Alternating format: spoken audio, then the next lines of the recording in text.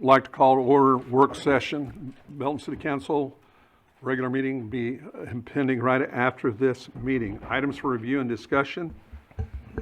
We are going to do first or only is the FY19 Audited Consolidated Annual Financial Report. Sheila, would you like to do the introductions? Yes. Good evening. Mike Grozek from Trout Beeman is here to present our fiscal year 2019 audited financial statements.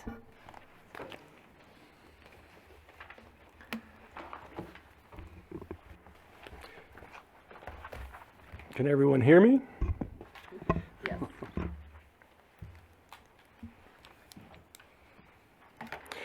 Good evening, Mr. Mayor, members of the City Council, staff of the city. My name is Mike Groshek. I'm with the CPA firm Trout Beeman and Company, and we serve as the city's external auditors. And you should have your fiscal year 2019 annual audit in front of you. I will go over the audit fairly quickly, but if you want to talk about anything, feel free to stop me at any point. In general, if you asked me to sum up 2019 for the city, I would probably say the revenues for the general fund were, you had some slight growth in sales tax, about 8%, but property taxes was fairly level. The other revenue streams were fairly level. On the expenditure side, you did hold the line on expenses in the general fund. It was about the same as the prior year. And that was due to obviously focusing on expenses and perhaps some reduction in positions. But nonetheless, you were able to add, have some revenues over expenditures in the general fund before transfers, and then you made some transfers. All of your major funds this year had revenues over expenditures, so that was positive. On the other governmental funds, only had one, the street fund, Street Capital Project Fund. We had some large expenditures out of there doing some projects. The proprietary funds, the sewer fund, had strong results. The water fund did have about $1 million decrease in water operating revenues, less gallons sold, and then you also got hit with some Kansas City increases on your water purchase costs, which I'm sure you're aware of, but that did decrease the operating results for that fund. You also had your new first year of full operations for your waste, your trash fund, and then you didn't have any debt this year, no new debts. So we didn't have any debt issues, but you'll probably have some next year. But we didn't have any in fiscal 19. So the operating results were fairly consistent with the prior year. You took on a lot with all the staffing changes and still working through some of the personnel changes that you've been undergoing. Seems like most people I deal with these days, we're all going through staffing. Staffing's just a big issue in the last couple of years. Anyway, that's an overview. I'll go through it fairly quickly. Stop me if you have any questions.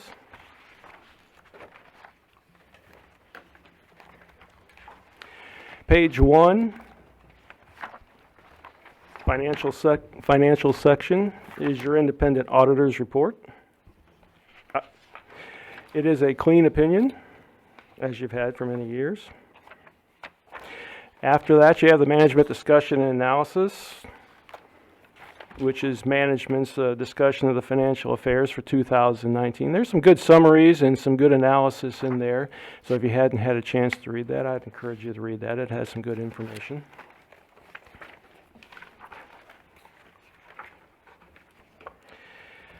Then on page 23, we have the statement of net position.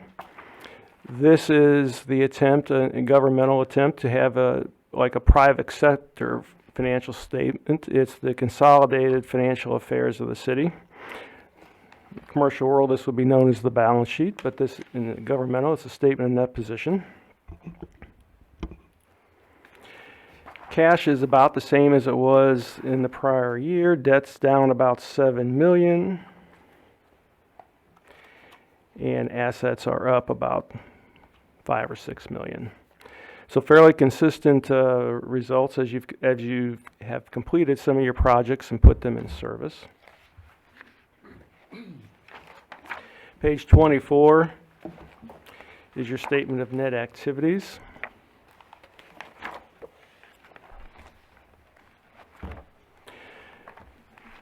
biggest change this year was on the economic development side, whereas last year we had some extremely large certified costs and infrastructure and developer projects that we didn't have this year. So we had about 20,000, about the fifth column over, about 20 million of expenses that we had to finance through governmental operations, mainly taxes. And at the end of 2019, we had 4.8 million on a consolidated basis with all the funds over expenses.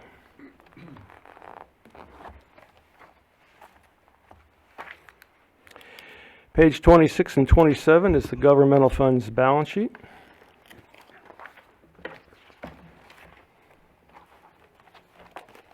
First column on page 26 is the balance sheet, as the general fund. Note the fund balance. We had 4 million this year. We basically had 4 million last year. We have 2.4 million in the stabilization reserve, which you have an ordinance for 15% of revenues. We had 400,000 assigned for some capital projects, and then about 1.2 million of unassigned or spendable.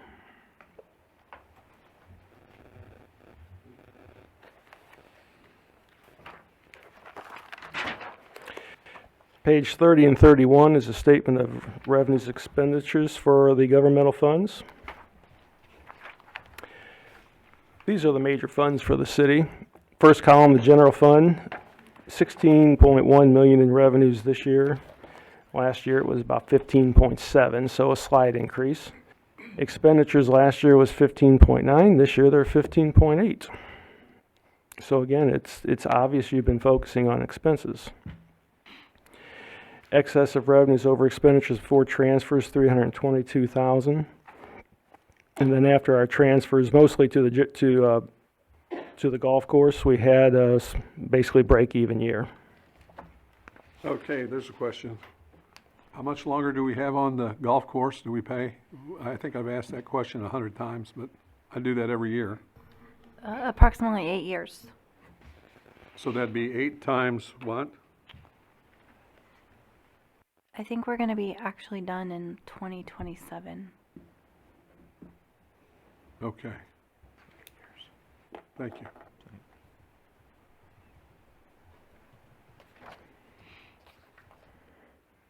Page 33 is the proprietary funds balance sheet. Mainly no new debt issues this year, so we just paid on our existing debt. And we did move some of our capital assets that we had in construction progress over the years into service. Page 34 is the proprietary funds revenue statement. Sewer fund had good operating results, 1.2 million this year. Was 1.9 million last year. The water fund did have a decrease. Revenues are down about $1 million, and water supply costs are up about $1 million. So, as I mentioned earlier, that was the biggest change. The golf course had its operating loss that it's had for several years, but it was $205,000 this year versus $248,000 in the prior year. And then your waste fund had a $9,000 loss for a full operating year.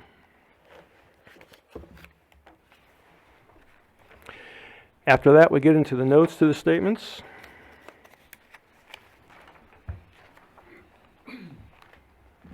You might find interesting on page 48, the deposits and investments. At the end of the year, you had about 9.6 million in government securities, 1.6 in agency securities, and about 8 million in money market.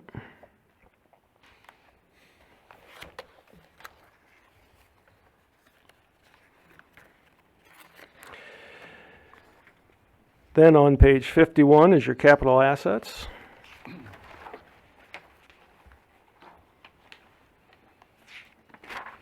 Note 4. On page 51, that's the governmental assets. And this year we had increases of about 3.6 million. And if you flip the page on page 52, we have the proprietary funds.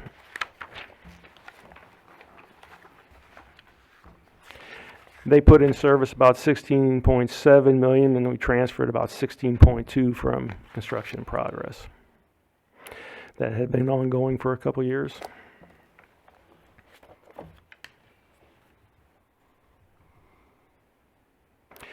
Page 58 is the long-term debt.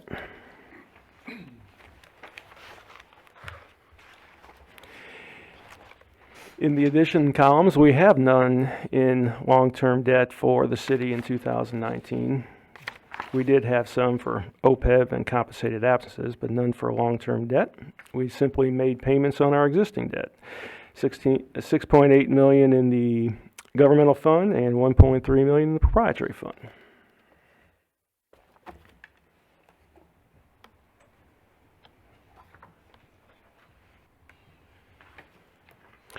After that, we have your budget to actual. On page 88, you have the general fund budget to actual. We were about right on for our revenues, 14,000 over budget on a $16 million budget. And then on the expenditure side, we budgeted 16.9, spent 15.8, so 1.1 less than our final budget. And it's even less than our original budget.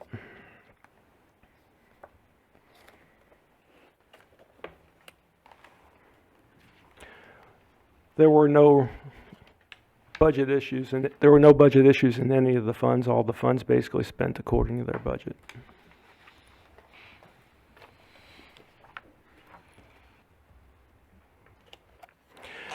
So overall, it was a fairly consistent year. City was dealing with a lot of issues with the personnel side, and like I said, that seems to be a going trend these days. But we've been working through the new people. The records were in good order. We received excellent assistance. Anyone have anything they'd like to visit about? Be happy to entertain any other questions. I thought it was a pretty solid year. Again, now, Carol, what does this mean for us, that we're doing that on a proprietary funds? What does that mean again? So this CAFR, our audited financial statements, are on accrual basis. We do our budget and the monthly financial report always on the cash basis of accounting. And so this has we start with our cash basis, which means that actually the cash spent during the year. Accrual means that we look at revenues that are still owed to us. For example, we earn ambulance revenue all throughout the year, and then we bill, and it takes a couple of months sometimes to collect that money. So these have those accrual amounts, or also accounts payable. So maybe we received a product that we haven't paid for at the end of the year. That is factored in to these financial statements, but it's not factored in to our amounts that are on our cash basis monthly reports that we do each month. You touched on a point, the ambulance fees. I saw on our financial report that we won't do till the next, how far down are our ambulance collections? We are down for the year, but I think that I don't think we're going to make it up for the year, but I don't think that we're going to continue falling behind this year. So we'll stay, probably maybe catch up a little bit, but that number won't keep increasing. And why is that? Why is it that we're not getting that money? There's a lot of different reasons. One of them is that our calls for service were down. So we've been running less calls for service. Another one is that there was some timing because we switched ambulance billing companies. So there's some timing issues there. But those are kind of working their way out. And please know that right now we are talking about fiscal year 2019, and Right. that's a completely different year, fiscal year 20, current stuff, and so I don't want anyone to get confused between. And it was bad last year too. So, but we've made adjustments. The collections on ambulance fees. So it wasn't bad. It's just as calls for service go down and are reduced, then you have less billing and you're getting less money. So if it's like over $200,000, that's not a bad thing? I mean, anytime that we're expecting and budget a certain amount of money and then we don't make that revenue, it could be, especially if we don't make that revenue up in another line item. But ambulance fees, sales tax is about 1/4% of our a quarter of our general fund budget. Utility franchise tax is a big part of our budget. Ambulance fees, while it is significant, I'm not going to say that $200,000 isn't a significant amount in our budget, but it's not 25% of our budget.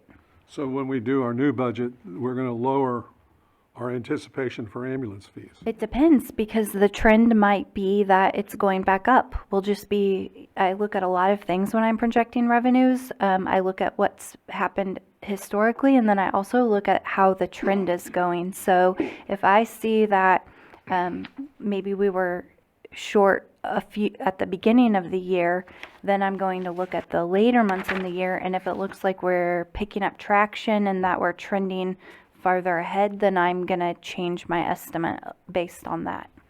That I just kind of, there's not an exact science when you're projecting revenues, but I look at not only the historical stuff, but also the direction that we are trending.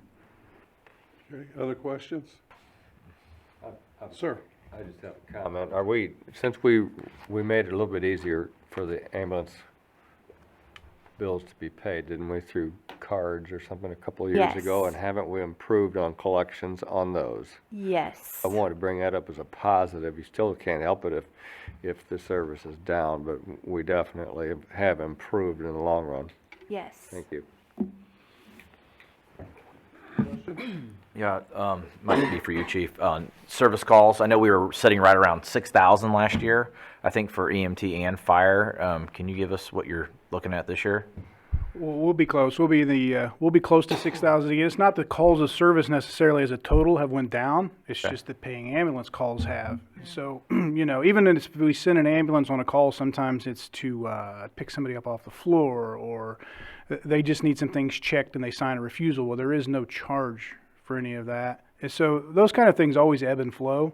Mm-hmm. And I would always think, for now, we're going to continue to see our EMS calls trend upward. And you got to remember that we're just moving into November and December as well. Those are kind of historically, those are your sick months, and so I would expect that our call loads and transfers and things like that will go up at that time too.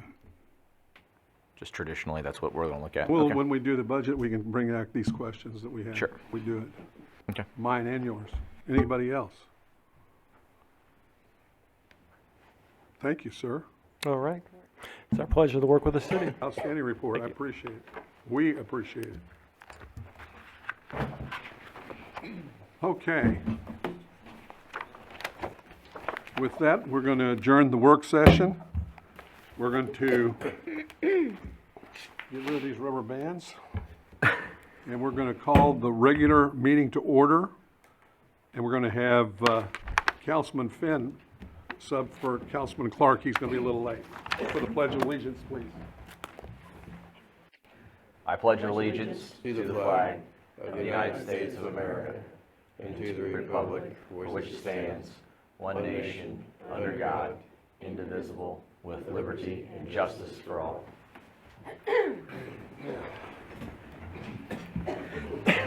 Okay, may we have the roll call? Mayor Davis, Here. Councilmember Savage, Here. Councilmember Lathrop, Here. Councilmember Trutzel, Here. Councilmember Van Winkle, Here. Councilmember Clark, Councilmember Finn, Here. Councilmember Davidson. Here. Councilmember Peak. Here. Okay, before we get started, everybody please silence your phones, and we'll get into the consent agenda. one motion, non-debatable, to approve the recommendations noted. Any member of the council may ask for an item be taken from consent agenda for discussion and action. Second. Motion and a second. Discussion. I'd like to pull F, G, and H. F, G, and H. Okay, anything else? Anyone else? Seeing none? All in favor? Aye. Aye. Opposed? That motion passes. So we'll go to F.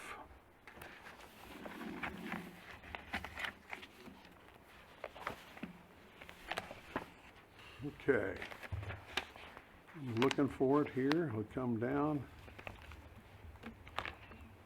Motion approving Resolution R 2000-1996. A resolution approving actions of the city manager to engage Pyramid Excavation and Construction, Inc. for emergency repair of sanitary sewer located at 111 London Way and ratifying task agreement number 2019-3 in the amount of $94,750. Present. Motion and a second. Discussion. Councilman Lathrop. Okay. Pardon me.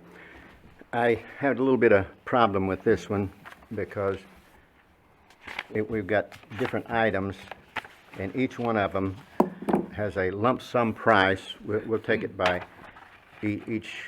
First one was a sanitary sewer. A lump sum price of $34,500, and then a lump sum addition, which is additional work, comes to $65,530. Then we had a tree removal that come to $8,900, and that also has a lump sum addition. I don't know what that is. One is lump sum cost and one is lump sum addition on each one of these items. And I don't know what that is. We don't have any bid sheets or anything. And then the final one is $14,645. And you paid them $94,750. But those don't add up to that amount of money. I can answer that. So this was an emergency repair. I believe at the last meeting, this was the item that I had spoken about where our sewer had fallen into a stream by London Way. And whenever it first came time to have this repair done, the first contractor I could get a hold of was Pyramid, and I told them, go out to the site, take a look, give me a price. Need it as soon as possible. And so they gave me a price, and those prices that they gave me were the lump sum cost. Once they did that, turned it back into me, they were missing a few things. They didn't have a significant amount of construction fencing up. As you know, there's a school there. We could not allow to have children coming in through there.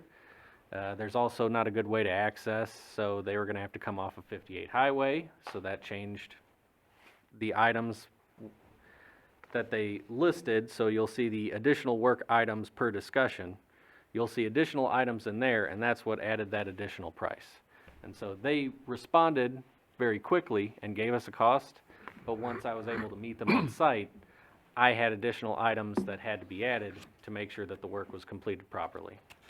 And as far as the cost, there was an additional $5,000 that came about because of an additional tree that after they removed so much of the tree, we couldn't leave the tree there because it would die. And so they had to take that down, and there was an additional charge for it.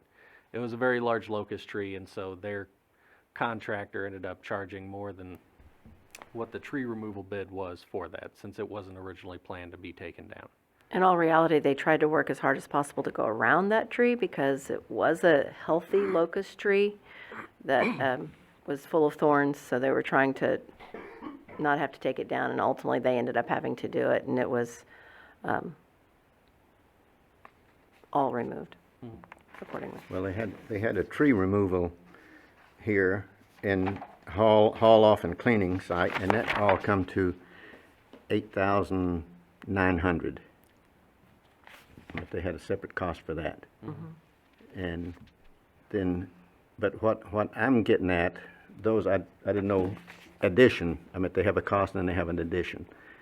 But the total, if you add up these three total items, it does not come to 94,500. Add the 65,530, and then add the 14,645 and the 8,900. And when I added it, it didn't come up to 94,000.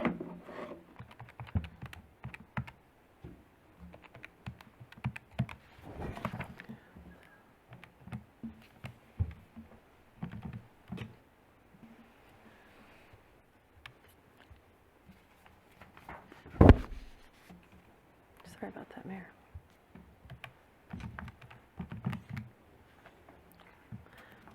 It has a difference of $6,170. Yes.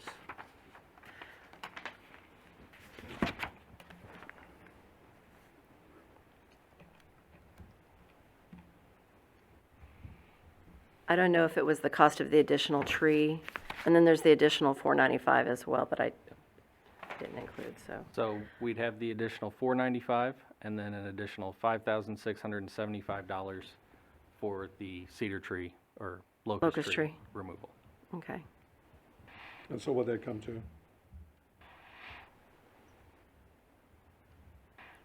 Pull that up on my calculator. Exactly that number, 94,750. Thank you. Does that help? That explains it. So what The you're saying, additional tree these cost. numbers here on the individual that he says here is not what you paid. You paid something else that's not on here. It didn't reflect the last tree being pulled and the additional lump sum amount of the $495. Okay. I just added these numbers and they didn't come out. Okay. So you paid the 94.7, is that correct? Yes, that's the amount that's invoiced. And this doesn't have that last bit on it at all? I can ensure that when we get the final invoice, that it includes all of those line items so that it clarifies and equals to what we're paying. Yeah, I So it know, shows but that correct amount, including in the task Yeah, agreement. but it said we was asked to approve this amount, you know. Yeah, these you're asked to amounts that approve was the here. 94,750, and so unfortunately Pyramid was unable, I think that this invoice in the form of a letter trying to include all the additional items that they ended up doing, those two items they didn't include into their totals. So we'll just make sure that they do. And that's the $6,000. Now, this was considered emergency. Yes, the sewer line was broken, and we had area through there that was, I want to say it real quietly. The Department of Natural Resources get involved in this at all, or? They were notified. Okay. Moving on. Anything else? Anybody? Okay, we've got a motion and a second. All in favor? Aye. Opposed? That motion passes. Okay, G, a motion approving resolution R 2019-17. 97. Resolution approving actions of the city manager to engage Bright Construction LLC for emergency repair of sinkhole located at the intersection of Monroe Avenue and Trevis Avenue, and ratifying task agreement number 2019-6 in the amount of $71,201.18. Motion and second. Discussion. Councilman Lathrop. Okay. This one here, I think it had on his thing that he needed an itemized statement, and there's no itemized statement saying what he did. And what I was concerned with, this is the second time this month he has had something basically the same thing, sewage or redo a galvanized line. He had one for 51,000 2 weeks ago, and this one for 71, and it's the same stuff. And I just tried to figure out the breakdown, because one of them had 10 foot more pipe to put in and 5 foot more of sidewalk. and we had no breakdown. I was gonna figure out why it was $19,000 more for just a little bit of sidewalk and stuff. It was a little more asphalt too, but I didn't have any way to figure out what the difference was in the two. So, Was that the Bradford and Mallory, the previous one? Right. it was last meeting we had. I didn't bring that paper. Well, I did too. Was that it? It was 51,000 something. So I know one of the big differences with this one versus the Bradford and Mallory was traffic control and depth of the pipe, so the amount of excavation required. I can't speak for all of the costs that would add up to that 19,000, but I know those were two of the items that differed from this one. There was traffic control, but for Bradford and Mallory, I think they had to have street plates over the excavation longer. But I can always check into that and Well, see if that. it's just that, you know, nothing was broken down. Now, on Pyramid, they at least had a price for everything, you know, every group of items on there. Right. And there was and nothing with- broken down, so I was just trying to compare them Yeah. to see if we was getting the same bid, and you can't do that. It's just a total amount, and that's what it is. Yeah, and honestly, Councilman Lathrop, I don't think you'll ever really truly be able to do that. You could probably look at your unit cost to see if the unit costs are somewhat the same.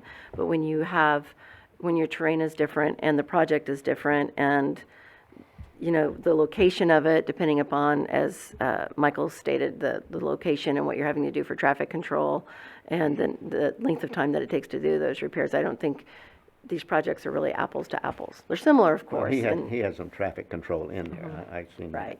But nothing was broken down, it was just all a lump sum price. You know, if that's the way we have to do it, that's the way we have to do it, but it just makes sense if, you know, we got one guy doing a lot of things, and, you know, this month, we're, what, $300,000 in emergency repairs already?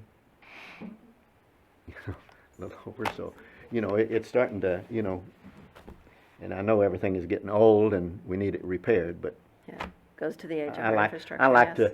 like to check things out as much as I can. Mm-hmm. And this one I couldn't have anything to go by, so Okay. that's what. How many and it was sinkholes? the same thing on this next one too. Still up to 19. 19 now? How many more do you anticipate? Don't answer that. Chet? 0 is the answer. In answer to, I'm really a question on these bids, and, you know, it might be helpful to have them instruct them that we need a little more definitive information on their bids, On their task agreement, right, Yeah. on the task. so we kind of know what's going on a little bit. Okay. That's fine. Yeah, that would help. All right, any other discussion on this one? Seeing none. All in favor? Aye. Opposed? That motion passes. H, motion approving resolution R 2019-98. A resolution approving an amendment to task agreement number 2019-1 with the Janik Group in the amount of $45,681 for a total amount of $57,631 for the excavation of clarifier number 1 drain valve and installation of accessible access tube. Present. Motion is second. Discussion? Councilman? Well, this is the same thing, it's just that, you know, no itemized cost. And what got me is that they needed more room for safety work. Now, they're working inside the treatment facility, aren't they? And it didn't make sense to me. This was outside next to one of the clarifiers, Yes. and I would have Don Tyler speak more to the level of the work that they had to do once they discovered what was required. Well, I know to- they had a whole lot of extra that listed on there, but, I mean, nothing was broken down. Go ahead, Don. Hello, sir. Good evening, Mr. Mayor, members of the council. I have to apologize, there's some information that was left out of the packet. I'd like to pass that real quick, if you don't mind, and it may clear up some of the questions you have. Sure. Okay?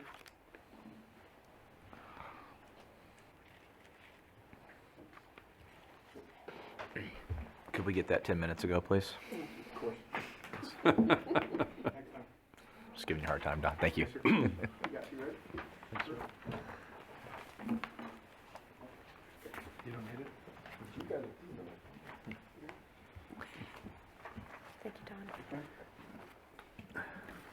Thank you. Did you did this while we were doing the first two? Did you go ahead and print this off?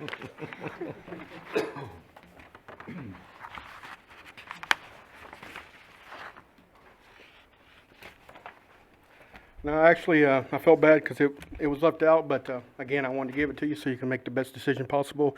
You'll see in the information I sent out, it gives kind of a somewhat a breakdown of what additional work was performed to get the site, make the site properly safe for the employees that were, and the construction workers that were entering the site, as well as the additional equipment that was needed to fulfill our need to repair this damaged valve. They also included a few pictures on the backside. You'll see the extensive amount of various safety items that were used at the site. You can see how big the hole in the excavation area is. And then when you compare that to the very last picture, you'll see all that fresh concrete that you'll see there with that silver circle in the middle. All that was excavated.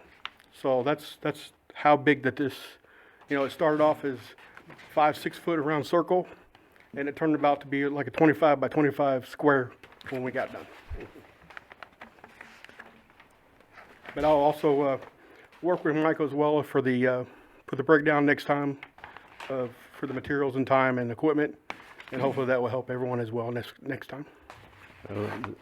This makes a lot of sense. You have to dig a hole there, and you needed a bigger hole. Yes, sir. But saying you need more room to work didn't quite make it. Yes, sir, of course. But I can understand what you were going through now. You gotta excavate it, because all it said was the water under the concrete, and we needed more room to work. Yes, sir. Okay, thank you. Yes, sir. Good enough. Does that answer your questions? Yes. Any other comments or questions? Seeing none. All in favor? Aye. Opposed? That motion passes. Thanks, Don. Thank you, everyone. Michael, thanks too. Personal appearances this evening. We have a proclamation, and I've asked Mayor Pro Tem to read this one. Would you like to come up and do that, please? You can use my microphone, or, yes. Who are we going to give this to? Is that Captain Spears? Come on up.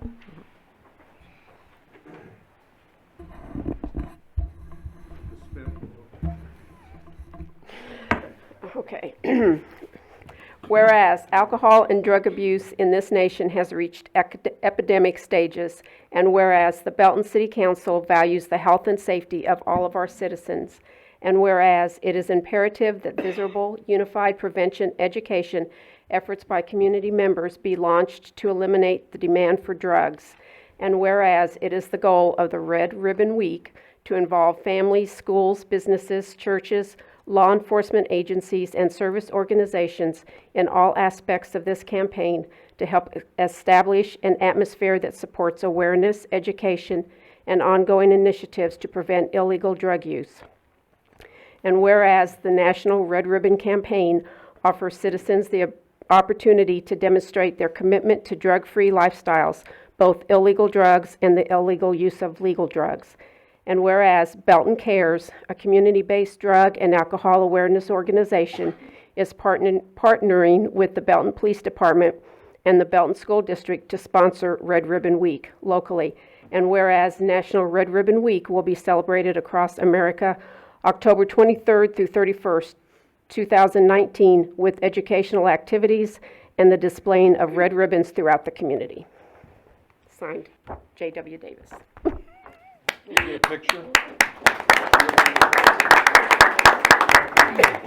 Sheila, you gonna get a picture maybe? Andrea did. Andrea did? Mhm. Yeah. Okay, thanks. How many years have we done this now? We're right about 34. 34 years. Incredible. That's great stuff. That was back when I was at school. I remember those days. Okay, ordinances. A motion approving both readings of Bill number 2019-55. An ordinance approving the reappropriation and revision of the City of Belton fiscal year 2020 adopted city budget for the purpose of purchasing 2 used vehicles for the Park Department as approved by the Park Board. So moved. Second. Motion and a second. Discussion. Councilman Lathrop. This is coming out of the park fund? Yes? She said yes. She nodded, I just thought nobody could hear I know that. she answered. I said it, I just didn't use my microphone, sorry. And I'm half deaf. Okay, Well, any other the- questions or comments? The reason I asked, because in the thing it said you took 30,000 out of the rainy day fund. The park rainy day fund. Oh, okay. Thank you. Any comments, questions? All in favor? Aye. Opposed? That motion passes. Second reading. Second. Motion and a second for a second reading. Any discussion? All in favor? Aye. Opposed? That motion passes. A motion approving the second reading of Bill number 2019-55. An ordinance approving the reappropriation and revision of the City of Belton fiscal year 2020 adopted city budget for the purpose of purchasing 2 used vehicles for the Park Department as approved by the Park Board. Present. Motion and second, discussion. Seeing none, may we have a roll call? Mayor Davis. Aye? Councilmember Savage. Aye. Davidson. Aye. Trutzel. Aye. Van Winkle. Aye. Lathrop. Aye. Finn. Aye. Clark. Aye. Peak. Aye. That motion passes. B, motion approving both readings of Bill number 2019-56. An ordinance approving an agreement for the installation and maintenance of a gauging station to be located at the City of Belton Municipal Golf Course, Eagles Landing, between the U.S. Department of the Interior through the U.S. Geological Survey and the City of Belton, authorizing the execution of the same. Second. Motion and second, discussion. I have a question, Yes, ma'am. although my computer is not working. It states in there that they're going to be responsible for all the maintenance and everything with that. What happens if a golf ball hits it or a golf thing goes flying out of somebody's hand? A club goes, are they going to be responsible for that? I mean, I don't know where Jay's it's coming up. going. Jay's I don't know coming where up. it's going, so, A golf-like object, I think is what she's asking. yeah, I don't golf. Yeah, the If club. it's visible, I can hit it. Yes, we have taken into consideration those factors. So it's placed out of the normal Okay. play area. So, you know, obviously we have quite a bit of property there. The main objective was to be able to gather the data. Right. So when they approached us about the opportunity, I was excited about the opportunity to have that data. But we're placing it near our pump station, so where the dog park is off of Markey. Our pump station sits right across the street from the dog park. And this is going to be located just a few yards away from that. It needs to be in a clearing, so it can't be blocked by any trees. It'll be left of our number 5 tee box, so it's not anything that's in play. It's going to be placed in an area that we allow to go basically native, so it's a no-mow area. So I don't anticipate any problems. Plus, they have access from the road to be able to do their maintenance, and that's really what they were requiring, is just the ability to go in and service it when needed. But I don't, pardon me? Fenced? It's not going to be fenced that I'm aware of. Don't know, like, people walking by. Vandals or whatever, anything. I don't believe that it's going to be anything that's going to be fenced. I mean, they certainly understand. I mean, they've put these stations in other areas around, and so it's really on them. If something does happen to it, it's their responsibility. It's not ours. We just had to agree to allow them to put it on the property and then have access to it. So we'll share that data with who? Will we With- get the data? Yes. So we're supposed to have access to that data through their website. So it'll be real-time data so that we can collect that and have that. But they are doing a study to create some type of early storm warning system for flood control. So that's what the purpose of the rain gauge is for, is to be able to notify those communities downstream if there's a flooding issue. So that's what they're trying to design. Well, I know I utilize Michael Christopher all the time, asking him how much, with some of the equipment we have now, how many 100-year floods have we had this year? And now you won't need to ask me those because we will That's have what a I'm thinking. station. That's interesting. How many have we had? I think here recently, the most recent rain over the weekend was a little over an inch. It was like 1.18 inches, but it wasn't a terribly big storm. But we've had a few 100-year floods. This year, we have had, I want to say that it was all of the rain for the extended time period. So you don't just have to look for a 8-hour time period or 24-hour time period. You can look all the way into 60 days and how many inches you get. And whenever you look at the amount of inches that we received over 60 days, it did put us, I believe, in a 50 to 100-year storm. Interesting. Well, that's great data. That'll be fun. That's great. Any other questions or comments? Sir. Does that mean that Councilwoman Peak can't play golf that? I don't think you'd want me out there. I've played through there before. I know right where that Not is. with them golfy kind of things. Something about that thing, Yeah. Native. slinging. Any other comments or questions? I apologize. Seeing none. All in favor? Aye. Opposed? That motion passes. For a second reading? A second. Motion and a second for second reading. Any discussion? Seeing none.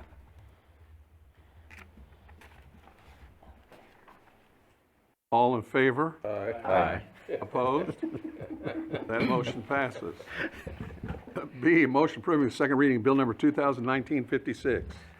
An ordinance approving an agreement for the installation and maintenance of a gauging station to be located at the City of Belton Municipal Golf Course, Eagles Landing, between the U.S. Department of the Interior through the U.S. Geological Survey and the City of Belton, authorizing the execution of the same. Present. Second. Motion and second. Discussion. Seeing none. Councilmember Van Winkle. Aye. Savage. Aye. Davidson. Aye. Peak. Aye. Finn. Aye. Lathrop. Aye. Trutzel. Aye. Clark. Aye. Mayor Davis. Aye. That motion passes. C, a motion approving the first reading of bill number 2019-54. An ordinance approving a rental inspection program in the City of Belton, Missouri by adding a new Article 5 to Chapter 10 of the Unified Development Code. Present. Second. Motion and second. Discussion. Councilman Savage. For first, I thought we was gonna have this at another work session, so I'll listen to that, but also I wanna add, I got 2 letters today. One from, it appears to be a landlord, I think it is signed Dave Sims, and possibly a tenant, Luke Polly. He's concerned about being intruded upon. These guys are concerned about the fact they don't feel like any of them actually feel like they've had the opportunity to speak, and various other concerns. I'd like to turn this to staff. You probably have gotten them, but I'd like to turn them over. I have copies, so that's the originals. Thank you. And and then the work session. What's going on with that? I thought that's coming to a work session. My first For question discussion. would be, what year did this start, this project? Well, we started, staff started looking at rental inspection programs through the Code Enforcement Committee, seriously starting to pull some samples together at least 2.5 years ago. And I believe a gentleman on the committee, Mr. McPherson, stated that they've been looking at this since 2013. 6 years ago. Okay. It's been talked about. I know I see some people that are familiar with that. Yeah, we've been talking about this for 6 years, and it's heated up in the last few years. And the one thing that that stands out to me is that every business in the city has to have a business license. And every business, how many of those do you inspect, Chief?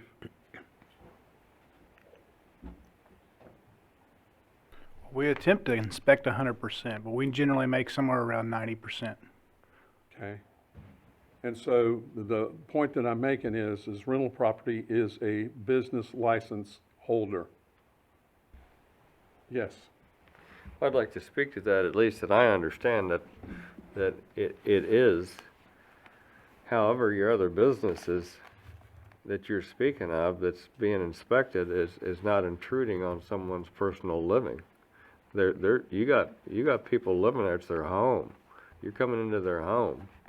And I understand that you understand that, but that's a lot different than walking into a business and saying, we need to look around, make sure your fire is working, your door is accessible, such and such.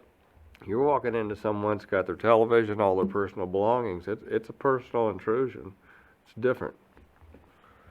Okay, another point? Anybody? Over there, Councilman Trustee. I'd like the city manager to tell us that this is not a new concept here.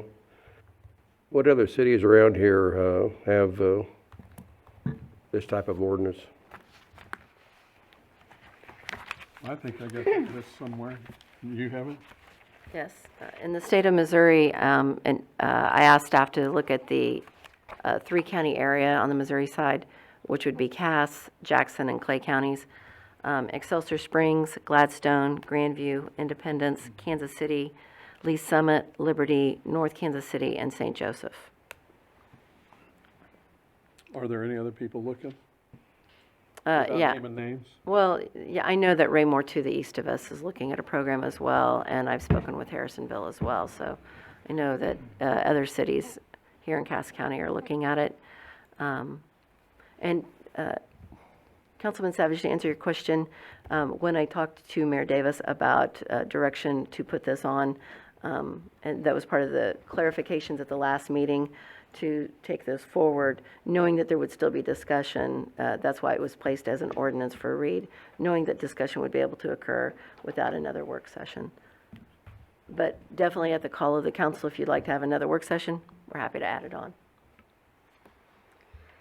Well, my statement would be that I'd like to see it gone through item by item. Not to beat it up, but just be real familiar with it and everybody knows exactly what they're voting on. I understand it's in here and it can be read. Councilman Clark. Of course, I've been talked to many times over the last couple of weeks about this project, and one of the landlords that I talked to, I asked him specifically, because I go back to what Councilman Savage is talking about, trying to do it where it's not infringing on people's homes while they're living there, but if we could do it in between residential stays, and we get back to the water bill, and I asked him specifically, do you have more than your house in a water bill? And he said, yes, he has one, he has a threeplex. So I guess my question is, does he have 3 different trash can accounts, or does he have one? Or how do we do that with the rentals inspections? I mean, I still go back to, I'm with Councilman Savage. I mean, I like we spread it out over 3 years, and, you know, this is a tough one for me, but just because I don't want to infringe on people's rights, I don't want someone in their home. I don't want people in my home that I didn't invite in. But I also want people to have clean and safe living conditions also. So somewhere there's got to be a balance, and they're trying to figure out that balance. I'm still struggling with it, but I go back to when he brought up that he only has one water bill and there's 3 people that live there, 3 different addresses. Do they have just one trash account too then?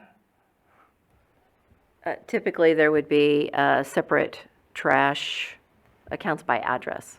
I mean, I know that like trailer parks have one water meter, I think, like South Fork has one water meter, and there's, 200 houses in there, so it's hard to do that by the water that way, but I don't know, I still would love to find some way to do this where we're not infringing on people's rights to come into their home while they live there.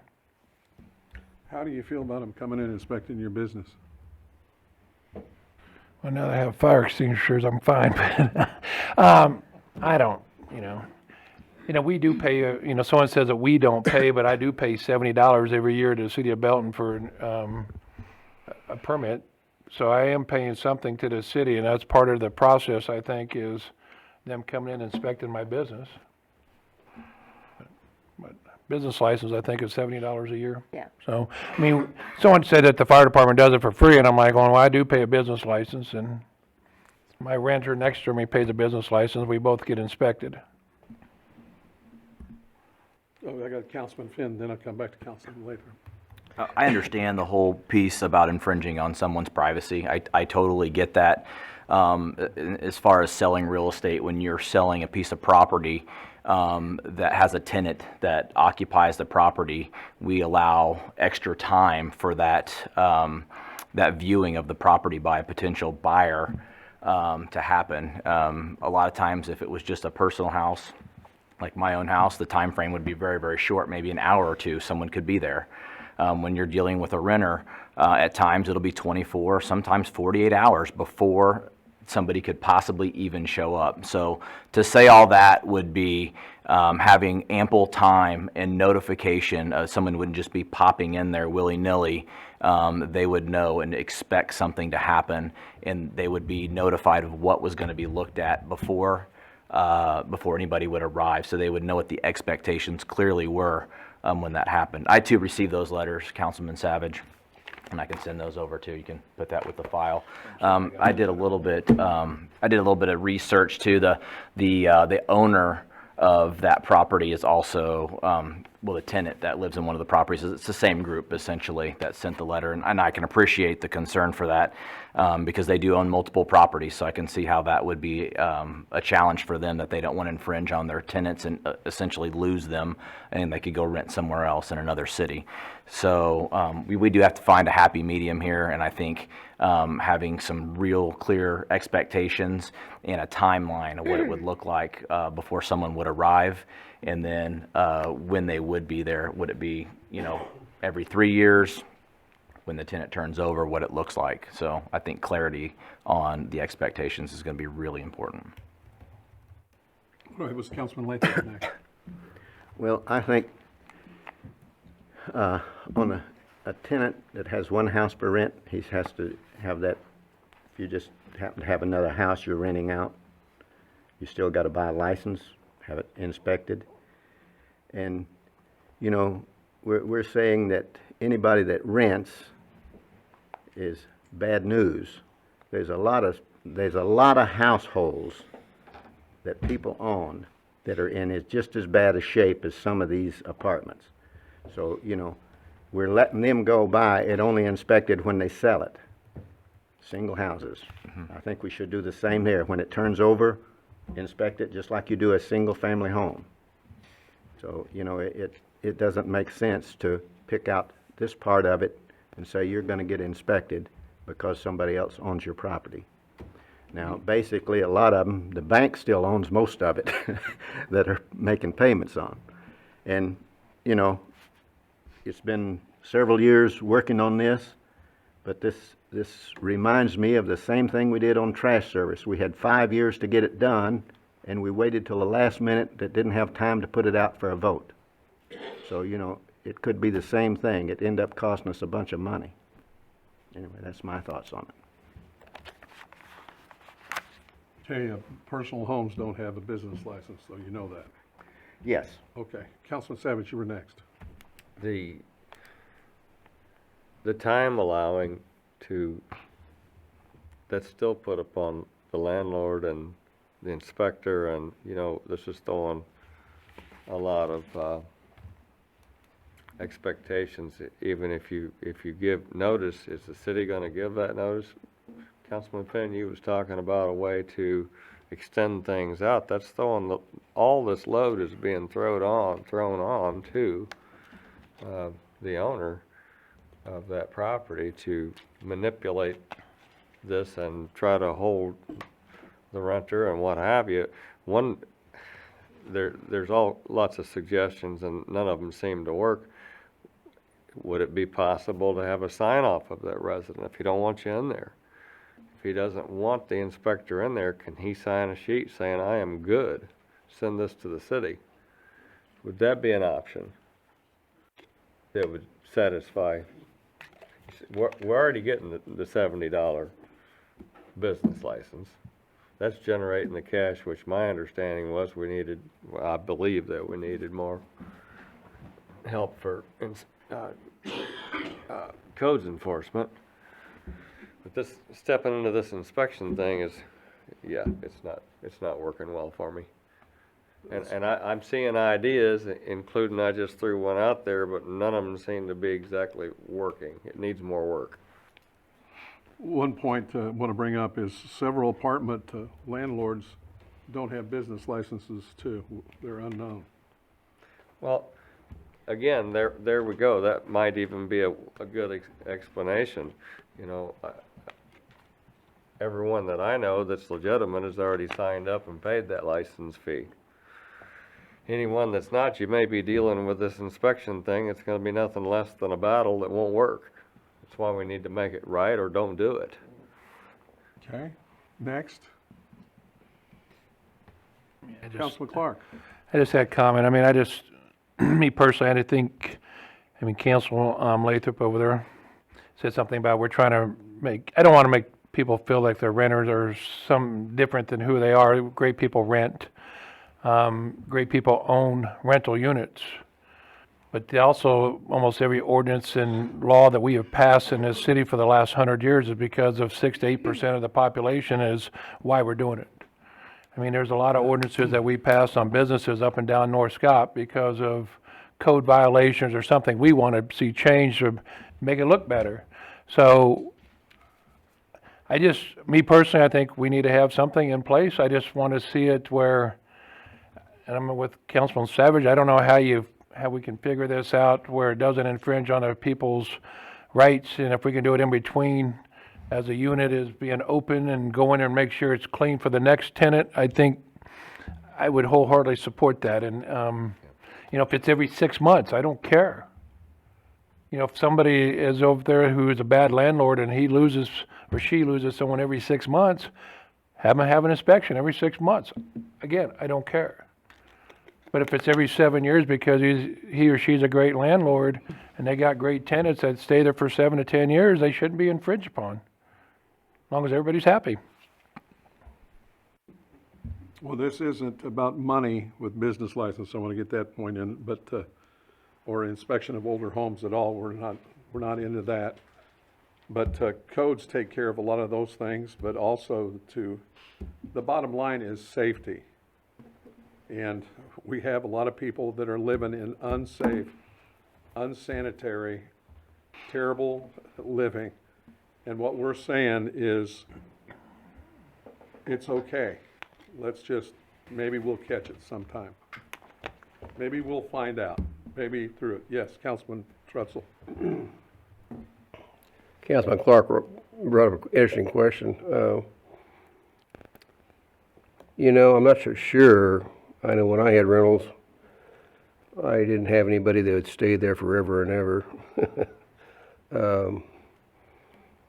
So, you know, I'm going to assume that the people who have long-term rentals are not that many. I mean, I don't think somebody stays there 4, 5, 7, 6 years, or whatever the case might be. How about 6 or 7 months? How about 3 months? How about 1 year? And they're gone. So, you know, I'm kind of thinking maybe that might be a kind of a way around this thing is that when it becomes vacant, they go in and check the sucker out. But you know, I'm not so sure how many people have. We hear this from landlords, these long-term rentals, but I'm going to wonder how many of them are really long-term. Councilman Van Winkle, you were next. One question I've got is, are there existing avenues for tenants now to request code enforcement if they're living in a residence where, say, they have some significant sewer, water, electrical issues? I know that there is. Dave, you want to talk about the specifics of that and how that works? Well, certainly a tenant could call and file a complaint about conditions, but we would have to have access to the building in order to make that inspection. And there have been circumstances where the tenant did not want to grant that access. They wanted to make the complaint, but they didn't want to be blamed for granting the access. Okay. So we have to inspect it to see if there is a violation. Correct. And I can understand that maybe they just feel like they're between a rock and a hard place with their landlord and they don't want to be the cause. But at some point, people have to also have their own, take responsibility for themselves, regardless of whether they're the ones complaining initially or not. Other question I've got on this is, it appears we removed all the info about inspecting apartments, multi-housing, and the percentages and all that? Did Yeah, we take that completely out of this inspection process? yes, based upon the direction from council at the last meeting. As the mayor said that, you know, we have people living in unsanitary conditions. I'm not sure where he's getting his data from, but, I guess my question would be, if we know this is a problem in a residence, whether sewage is backing up, we've got certain complaints of those kind of problems, possibly the police have been there and observed it themselves. Would the police typically call code enforcement and make them aware of those things? And then does that at that point open the door to investigate further? Yes, if the police are there, they can call the chief building official for a life safety inspection. So there are, and the point I'm making is there are avenues to find this stuff out and to deal with it without this new ordinance. Right, and in extreme cases, we have gone in and we have posted the building and made them unsafe and addressed the tenant and connected them with appropriate resources to move temporarily. Okay. And we had one in your ward recently. Well, how long did that process take over on, well, I don't want to name addresses or anything, but 107. How long did that process take to get inside that building? Oh, How yeah. long did that take? It And the neighbors were going crazy for, what, 6 months? But what was the complaint? What were they? Unsanitary, unsafe. It takes that long? If you've got if you've observed something that's unsanitary? Well, I guess I don't understand the question, Mr. Van Winkle, in terms of Well, it's the the process. mayor's What I'm saying is description here, we so were I'm getting not them sure. for codes on the outside of the building. Okay, And that's so two from different that things, though. point- We're talking about codes on the outside. And so they can't get in the building to check legally unless they have, what's the process? We have to have access granted by the property owner or emergency access brought to our attention by the police department. And that's what happened at that address, was the police were called regarding an item, witnessed safety items, and then building official went out, investigated. There was electrical, plumbing, ingress, egress issues, appropriate smoke detectors, carbon monoxide detectors weren't in place. I mean, it had the full gamut. And so based upon that, that house was also posted that day. And individuals had to leave the building by the end of the day. They were able to pull some items together so that they could leave. So the whole point was they were living in unsafe, unsanitary conditions all that time because we don't have the ability to do anything. And if you don't want to do that, that's okay with me, but if you got people, if you got children and elderly people in those kinds of situations, you're going to feel real bad tomorrow if something bad happens. Yes, Councilman Peak, then Councilman Savage. This ordinance, to me, it's a minimum standard of living for some of these people. It's about safety and the quality of life. And I have heard stories that this ordinance is truly needed. It helps the people that, as Councilman Van Winkle, they eventually have to help themselves. They're afraid to because they can't go anywhere else. This is, you know, they're thankful that they have a roof over their head, even though there might be a hole in the floor or sewer water down in the basement. Some pump won't be replaced by the landlord in one location. So minimum standard of life, of living. Goes to Councilman Savage, next then to Councilman Clark. I just still don't see that this is going to help being able to get in. If you get an inspection and someone chooses not to keep their property up, you still got to have someone that will report it and someone to go in. And if they don't let you in, then we're gonna have to go through the same process to get in, which we should do. It's our job. codes enforcement. Councilman Clark. My question, just going over to Councilwoman Peak, is, I mean, you made a statement that's saying that these people live in an unsafe condition, but they're afraid to report because it's the only thing they can afford. But then all of a sudden, we start an inspection program, and we go in there and we gotta kick them out because it's unsafe living, so what are we doing to these people? The same thing. We're kicking them out. I mean, if it's not safe to live there, they can't live there, and if the landlord doesn't fix the problem, I mean, I'm assuming we're giving them 30 days to fix an issue, but if it's, I mean, unsafe or they're hoarding, I mean, I know there's a house years ago over in Bel Ray that we basically slapped an order on it, no one could even enter the place.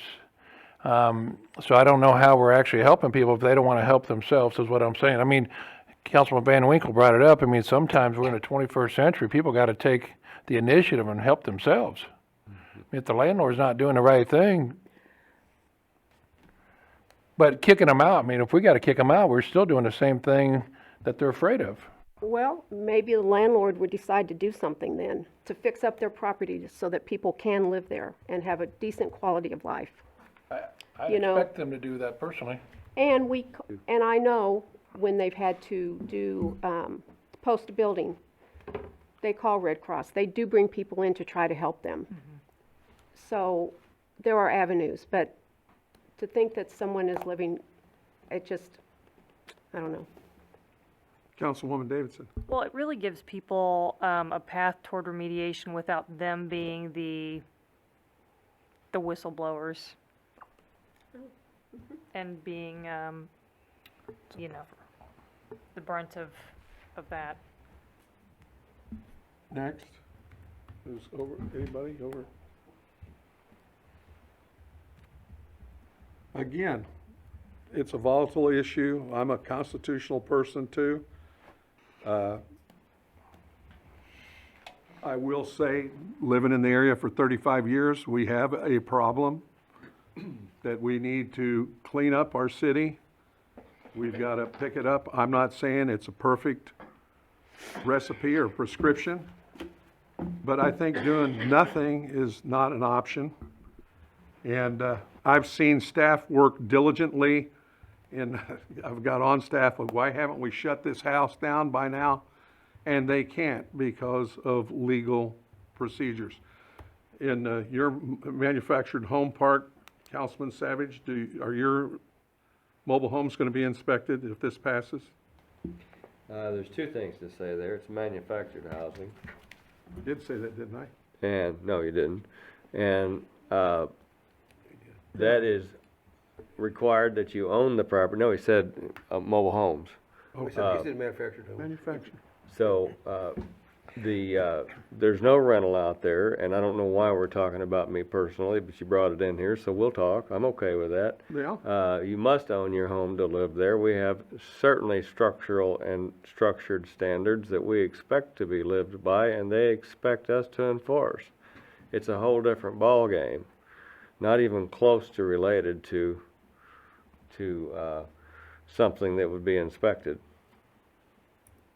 So you're saying that because you hold as a landlord a high standard, then everything's good?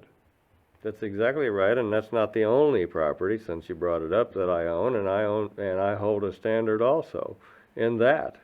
I expect it to be right, and I would also expect someone to come and hammer down on me through codes enforcement, which I'm going to bring up right now. We've got another codes enforcement, something I've been fighting for years as I've traveled this United States, and that's how good, clean cities are kept good and clean, is they enforce their codes with good code enforcement, and I've brought that up. So I would expect someone to hammer on me if I didn't take care of their property or left them with a sump pump that didn't work. And if they don't tell me, or should I say, maybe I want to start over here, they've got to tell somebody. And if they do tell me and I don't fix it, why shouldn't they? And why wouldn't they come to the city and say, I got a problem here? I know I would. I think anybody in their reasonable would. So, I don't know, what was your point on that? My point is that there are good landlords and there are not good landlords. Now, if everybody had the same standard that you do, then we wouldn't have a problem at all. But we don't have the same. We do have problems. We do have people that are afraid not only that they'll get evicted, which does happen when they complain, and it also means that they're going to increase their rates to some of them. Well,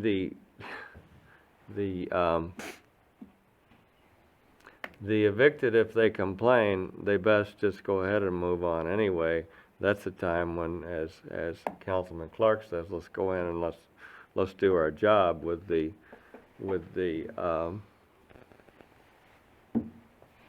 homeowner itself, and either shut it down, tear it down, or do whatever we have to do. Well, how long has it taken us to tear down buildings in this city so far? We've had them complain. I've had houses that have sat for 3 years trying to get tore down. Well, and you know, I'm not generally, I want to say too, I'm not generally in support of tearing a building down, but if it's to the point that it needs to be, then I'm definitely in support. We want to correct the city, and I just don't believe, Mayor, that we're taking the right approach. I just still don't feel that way. And I don't disagree, and I agree to the point that the Thomas Jefferson quote that I may not agree with a word you say, but I'll defend to the death your right to say it. I believe that sincerely. But again, when the rubber hits the road, I want to make sure that these people that live in these houses are safe. I just don't know if you're getting that, and maybe you are, and you have every right to think that this would be an avenue as you just discussed. And it's okay. We don't have to agree on this. But I do know that I'm going to feel really bad, and that's one of my biggest problems with the whole issue is that some child or something, it doesn't matter what age they are or who they are, if we go in and our fire inspector goes in and finds after a fire that they had faulty wiring, or a box that wasn't up, or a heater that was wrong, you know, and I don't know that stuff.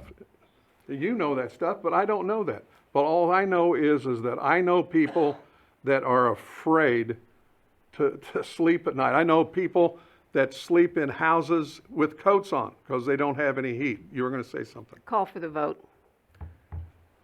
I have a motion. Do I have a second? Motion and a second. Any discussion? Okay, we'll have to do a roll call vote on this. No, this is the first reading. But this This is is just for for call the for the call question, right? Okay. You caught me off guard. Sorry, she caught me off guard. Councilmember Peak. Aye. Councilmember Davidson. Aye. Finn. Aye. Clark. No. Savage. Aye. Lathrop. No? Van Winkle. No. Trutzel. Yes, aye. Yes. Okay, Let's so we just call called for the question, so it's all for the vote now. Now it's a roll call vote. It's the first reading, It is not. first reading, so just a voice vote. Yes. All in favor? Aye. Aye. Opposed? Aye. Aye. Aye. 3, did you get them? Yes. That motion Wait, passes. Wait, Mayor. Okay, You got another. Clarify what you were just voting on, 'cause the first reading of the ordinance. okay, Guess I didn't know what I was voting on the first time, I guess, Just so. Pardon me? I didn't know what I was voting on. I thought we was voting on the ordinance the first time. No, that was on whether we called the question. Do you want to do it again? Nope. No, I'm good. You want to change your vote? my, So- my vote is nay. Okay, so it's 4. Yeah. Okay. 4 nays, 5. Okay. So the first motion passes. First reading passes? Yes? First. Yes.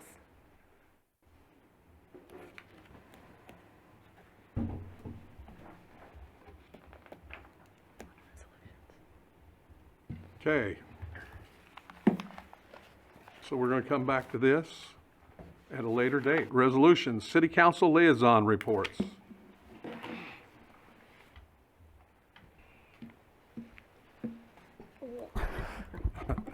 Councilwoman, I'm sorry. We were engrossed in a deep one. Short arms, okay. Oh, let's see here. We have a lot going on, so, let me just move on here. This month at High Blue Wellness Center, they're offering 2 free Matrix training sessions. We will be rolling out the new small group training brochure later this month, announcing a new pricing structure.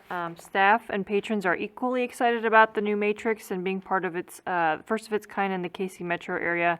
Last month, through small groups, they had a total of 108 to attend. So far this month, they've had 299. I've heard it's pretty intense. Some events that we have coming up. So Pumpkin Palooza is actually this Saturday, October 26th from 6 to 8 p.m. at Memorial Park.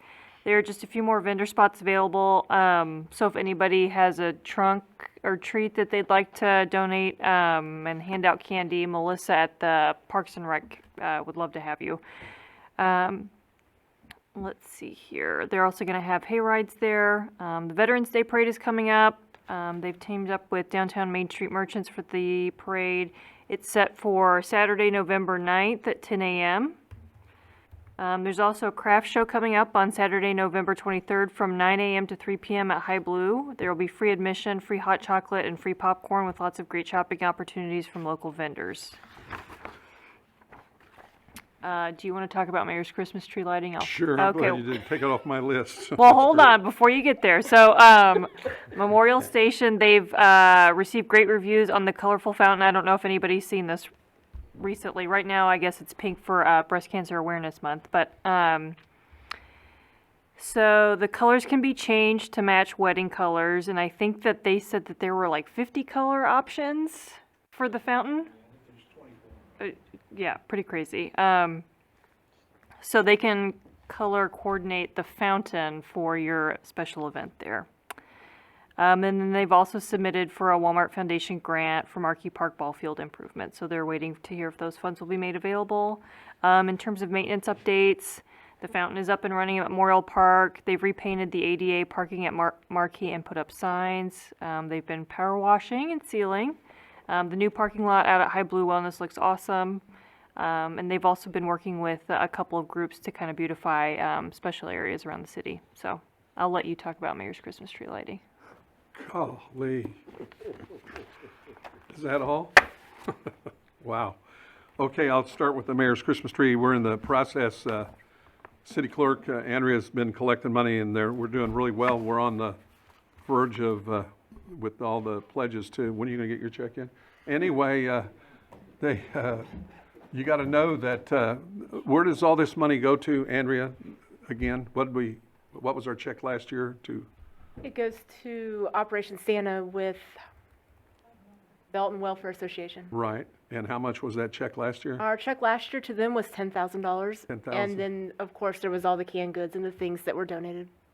Okay, so we're chasing that. So we've got one council member donated so far. You haven't come see me yet. It wasn't me, that I haven't donated yet either, so. Okay. So if you want to, be a part of that, but it's a great deal. And again, it's not going to the city, it's going to where it's supposed to. Also, trick or treat on Main Street, that's this Saturday, 12 to 3. And so you want to bring up kids, grandkids who want to be here to trick or treat. Yes, you can actually go here and then just go straight to Memorial Park and then fill your bags there. Just saying you can double dip. Well, is that, did they coordinate that this way? That's good stuff. That's good coordination. You would know that. That's really good. Oh, wow. Oh, the Chamber Craft Show's coming up on November 2nd. That's a big deal. You got to get in there and look at that. And I go to that every year, and my wife sticks me for a lot of stuff that we have to have. I stay kind of long at the dip tasting, that's kind of neat stuff. But there's some really good stuff, and I want to encourage you to get out to that.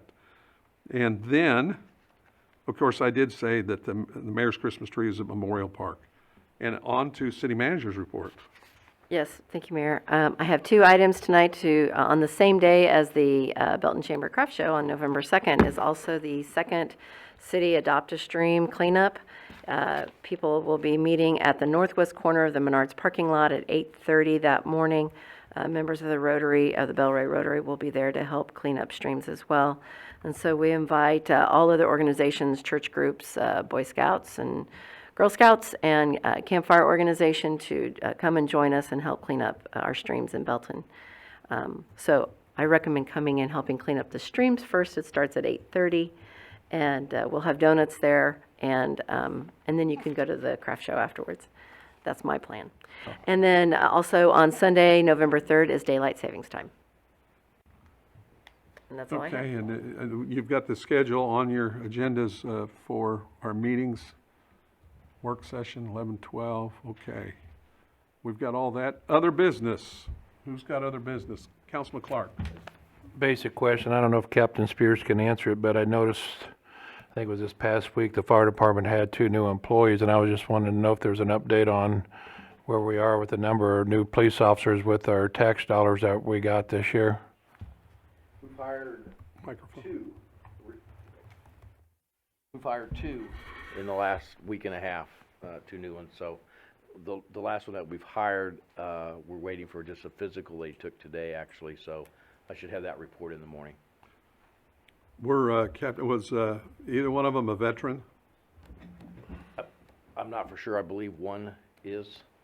There's a big emphasis across the country to be hiring all our veterans. I'm really curious because that's, I'm a big proponent of that, so. Well, we have a program in place where we put them in touch with the VA so they get benefits, additional benefits, when they do get on board, that they get some things from the VA. I don't know, one of our last guys that was on Facebook, they welcomed him to the police department. I mean, I think he was a veteran too. I mean, he was an older gentleman that came on board and. Correct, yeah, he just finished the FTO program, so he's on his own now. Okay. Outstanding. Yes, sir. The Public Safety Sales Tax Oversight Committee, that's meeting scheduled, I think, before our next council meeting. Do you have Yes. that date for the public? It's Monday, October 26th, meets at 6 p.m. in this room. 28th, and sorry. I think it's on is it on a Wednesday or Thursday? It's on Monday. Oh, that's 28th of Monday. Yeah. Okay. Sorry. I was thinking 28th. I wasn't sure the day of the week. Sorry. Okay. Thank you. Any other new business? Seeing none. Motion to enter executive session, discuss matters pertaining to legal actions according to Missouri State Statute 610-0211, and to discuss matters pertaining to the hiring, firing, disciplining, or promotion of personnel according to Missouri State Statute 610-0213, and that the record be closed and the meeting adjourned from there. Second. Motion and a second. Discussion. Seeing none, roll call, please. Councilmember Davidson. Aye. Savage. Aye. Clark. Aye. Heath. Aye. Finn. Aye. Van Winkle. Aye. Pretzel. Aye. Lathrop. Aye. Mayor Davis. Aye. And we're adjourned. Thank you.